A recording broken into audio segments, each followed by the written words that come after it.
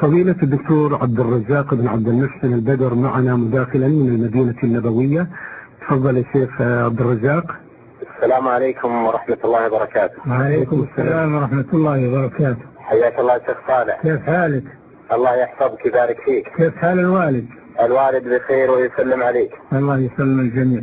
حياكم الله. تفضل يبارك فيك. بسم الله الرحمن الرحيم، الحمد لله رب العالمين، وصلى الله وسلم على نبينا محمد وعلى آله وأصحابه أجمعين، وبعد. فمن المعلوم أن الحج فرصة عظيمة ومناسبة كريمة للقاء بأهل العلم والاستفادة منهم. قرأت في سير أعلام النبلاء في ترجمة أبي جعفر محمد بن علي الباقر يقول: إنه ليزيدني في الحج رغبة لقاء عمرو بن دينار فإنه يحبنا ويفيدنا.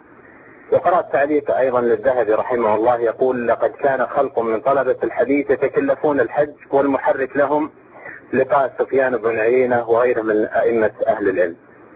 فبهذه المناسبة الكريمة ونحن نستقبل حج بيت الله الحرام، فنفتح من شيخنا، ونحن الآن كما علمت الإخوان في مشارف نهاية هذا البرنامج إلى أهمية احترام أهل العلم والصلة بهم والأخذ عنهم وعدم الافتيات عليهم والحرص على إلقاء الفتوى على المحققين منهم. وأسأل الله جل وعلا لشيخنا أن ينفع بعلومه وأن يثيبه على جهوده وأن يحسن إليه إنه سميع مجيب. والسلام عليكم ورحمة الله وبركاته. شكرا خير. وعليكم السلام ورحمة الله وبركاته. ما أشرتم إليه من أن الحج فرصة للالتقاء بأهل العلم، نعم هو كذلك، هو فرصة للالتقاء بأهل العلم في مشارق الأرض ومغاربها، وهذا من منافع الحج كما قال الله جل وعلا: ليشهدوا منافع لهم.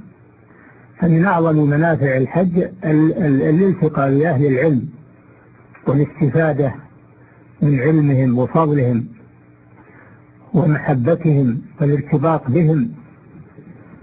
فقد يكون أحدهم في المشرق وأحدهم في المغرب، أو الناس بشوق إلى رؤيته فيأتي إلى الحج وهم يأتون للحج يجتمعون، فهذا من أعظم فوائد الحج.